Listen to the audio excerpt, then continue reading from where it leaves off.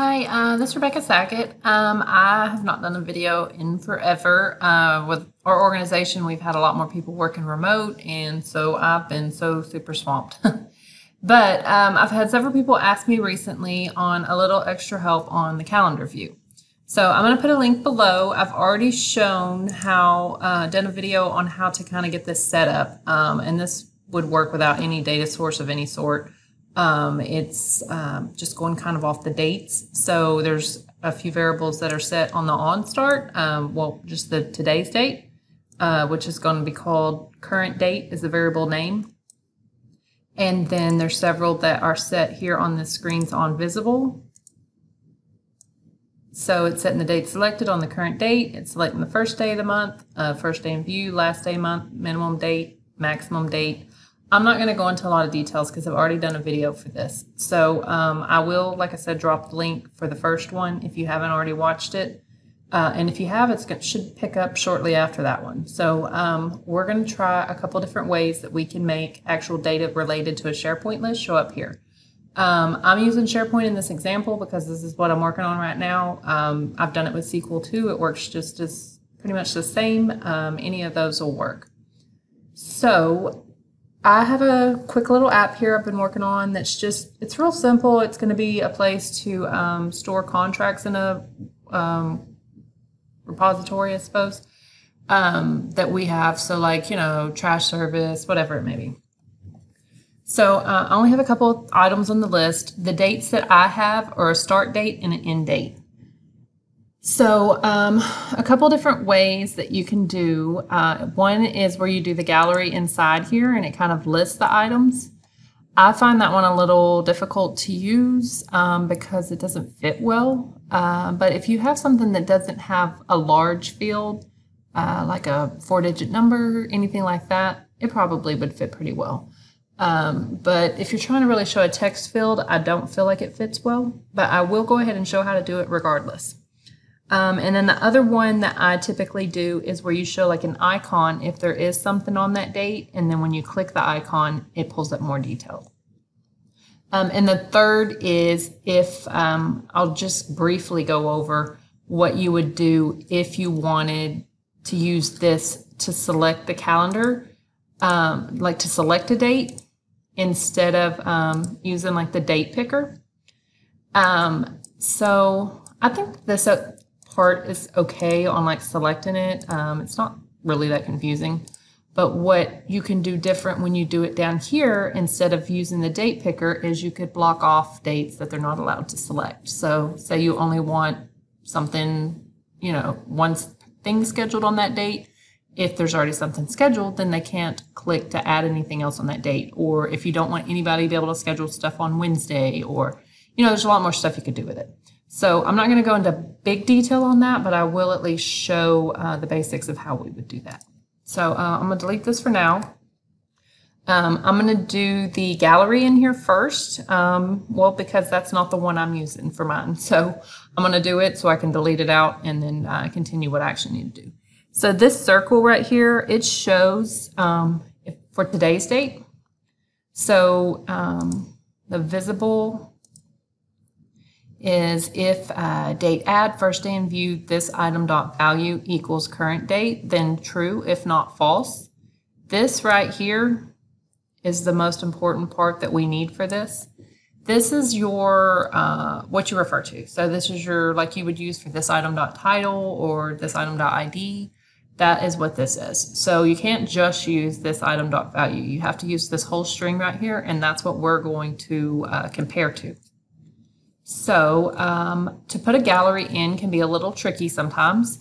What I normally do is I just click on something inside the gallery, label or whatever, and then I go ahead and do a gallery, right? So I'm going to insert. So see how it's indented in here? That means it's in my gallery, right? So I'm going to drag it down here below my label. The height is 60, so we're going to want to take out the template padding, and we're going to make this template height 30. That way it'll show, oh, I didn't get on it. Try again. Template height to 30. I'm going to go ahead and select my SharePoint list real quick. So I got something in there, and then we're going to insert a label. See if it went in there. Yes. So let's say we want to show this item.id, right? So this is just showing everything on that SharePoint list. There's only like 4 items. It's not a lot. So you can really work on the formatting. I'm not going to go into detail on that. I am going to go ahead and make this text pretty small. I don't know, 10, sure. And let's do, sometimes I do a wrap where it'll show listed, right? So let's do like the width here. It's 70. That's for my label itself. And then I'm going to select the whole little mini gallery here and change this wrap count to 2 and see it'll show a little more in there. So there's a few things you can do like that to help with formatting it. Let's go ahead and put a little border around our label. Okay. And we'll just center it. Okay. So now we got to put some filtering on this label. So what we want it to do is only show items that have an end date. Let's go with, I have a start date and an end date. So only show items that have an end date. We'll do that first. On that, in that gallery, right? So, sorry, I'm trying to get my SharePoint list up here so I can look at it. So I'm going to do the items.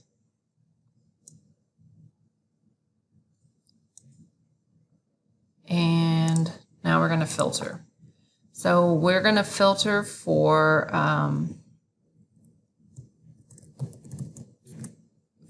items. That's a SharePoint list that have, let's do text. I think the end date's really more relevant for me. End date. Now I want the short one. And the reason I'm doing this text short date is to make sure that it gets the same format as each other. So filter for ones that have an end date that is equal to, and then now I'm going to use that date add I told you about. We're going to go ahead and do that inside of text and format it short date too though. So we're going to do text, and then we're going to do date add first day in view, comma, this item, dot value, and date. Let's try this first and see. I haven't used this in a while. So that's closing my text. That's closing my filter. Is it?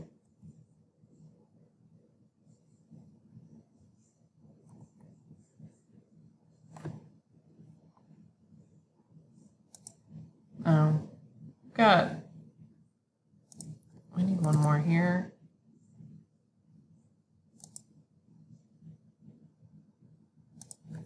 Sorry, I got my parentheses all over the place here. Hot mess. Confusing. So text, end date, text, short date, and then close. Okay, that's right, because I have one here on the 31st.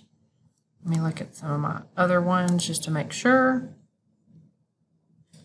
End date. I have one in February. It should show up. It's like on Valentine's Day, as a matter of fact. Come on.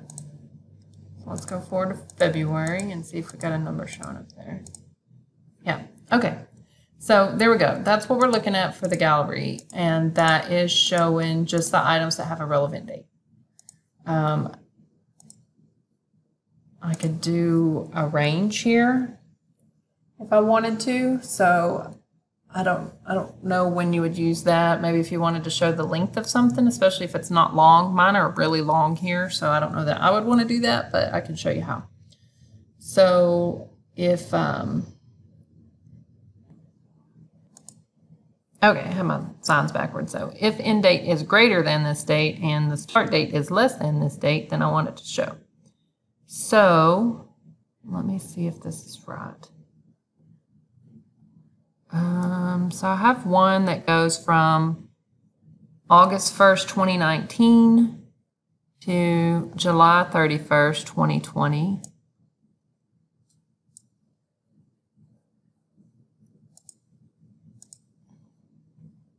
So it should end here on July 31st.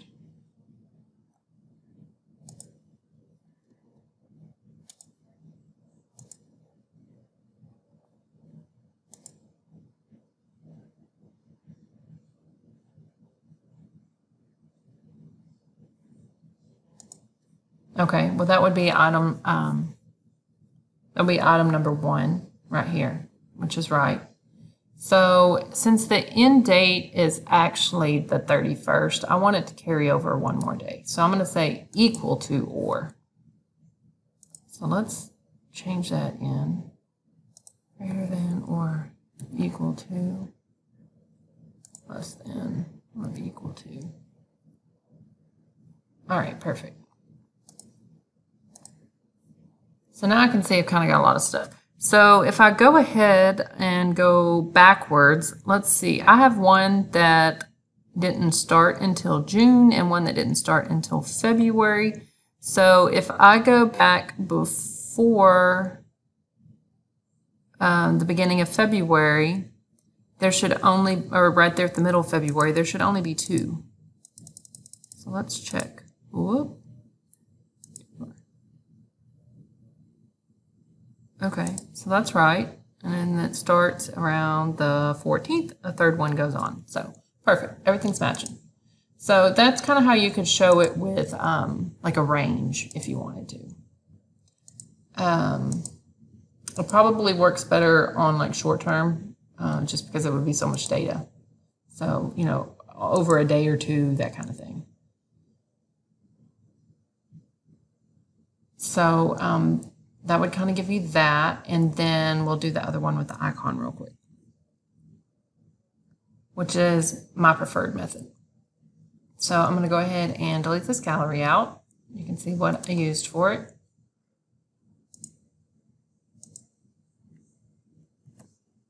Okay, so we're going to go ahead and click in here again, and we're going to insert an icon.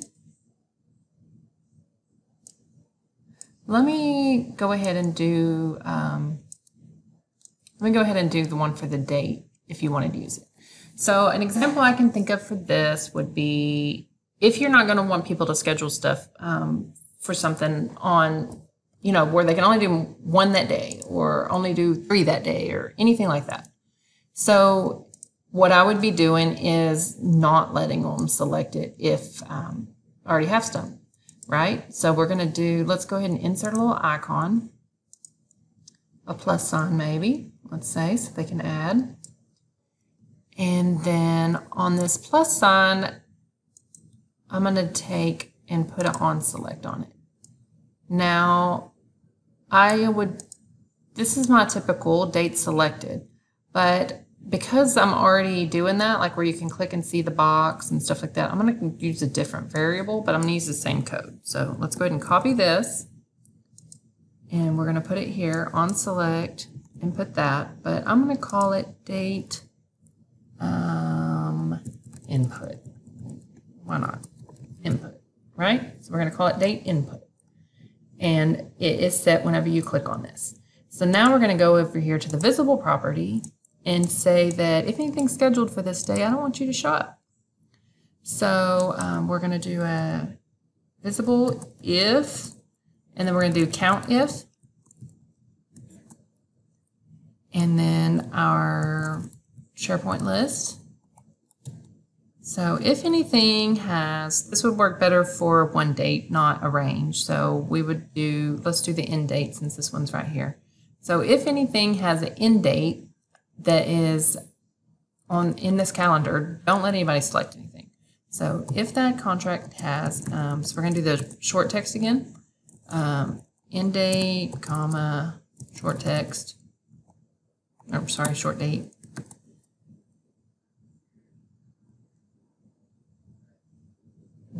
That equals the current date, which we're going to use that text, date add, view this item dot value and short date. And then we're gonna close the text, close the count. So now we're counting to see if anything has its end date. So if it is greater than 0, meaning something is scheduled there, then I don't want you to show up. And otherwise I do. False and then true. So it should show up everywhere but the 31st. So now I can select it. And you wouldn't have to do 0. You could do, if it's greater than 3, don't let it show, or whatever it may be. So now we have our onSelect, right? We did that. When you select it, it sets this variable here. OnSelect is date input. So now if I have a form, or if I'm doing this information from patch or whatever it may be, I can take this date right here and I'm going to call it date input. So now it's going to be whichever plus sign I clicked on is going to be it, right? So I want to schedule it the 13th. I want to schedule it the 11th. I want to schedule it the 9th. See, it's changing the date.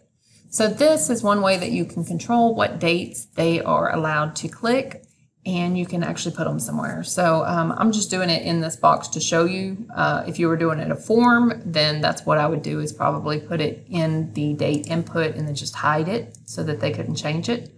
But if you were doing patch, of course, you wouldn't have to use this. You would just directly put the date in. So that'll allow you to kind of do it where you can see all that. So what I want to do on mine is I typically make it show up with an icon if something is scheduled that date, and then they can click it to see the details of it, especially whenever you have multiple things. So the icon I typically use, which doesn't remotely matter, it's just personal preference, is going to be this one. So we're going to go ahead and give it a little different color so it stands out. Oh, maybe a little darker than that. Okay, that doesn't matter. And our visible property is just going to be the opposite of what we just did. So we have this, and we're just going to change this to true and this to false, because it's the exact opposite of what we did on the other one. And there it goes. So we just have the 1, and then our tooltip will say show details. And then now I just make it where when you click on this, it shows a little pop-up with a gallery that shows details on it.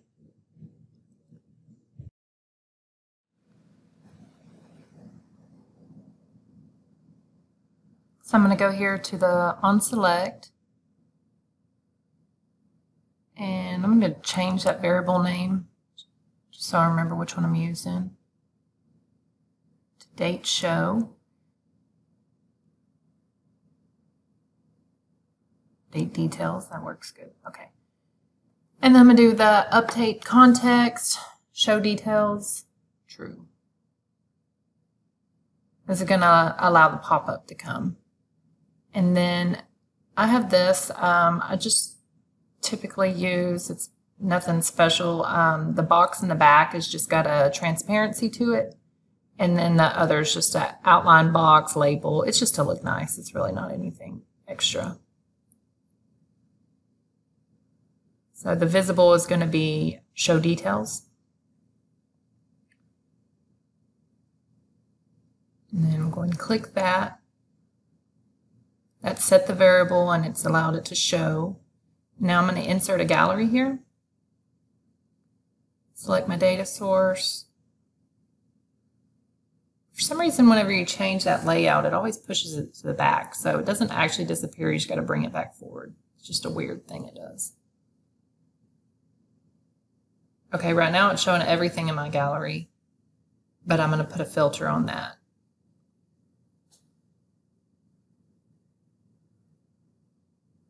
Just need a quick way to let them hide the details whenever they are done looking at it. So we'll just do the update context, show details false.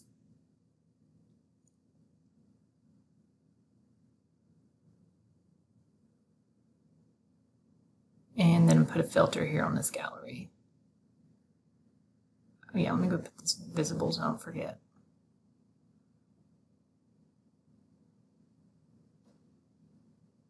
Okay, so on the items, We're going to filter, and now we're going to look at that variable that we set. So if the text in date, and we'll do the short date so that we can compare it. Kind of let you do comparing apples to apples.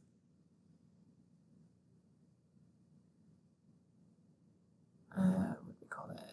Date details.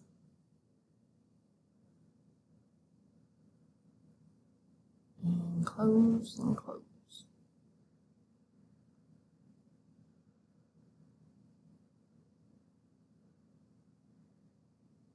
I'm just going to put up here in the text on this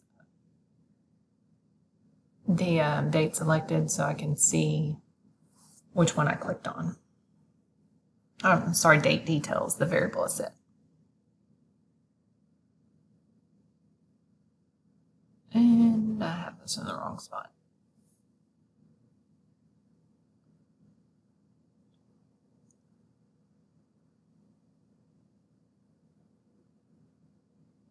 Text, yeah. Okay, so now I can see which date I had clicked.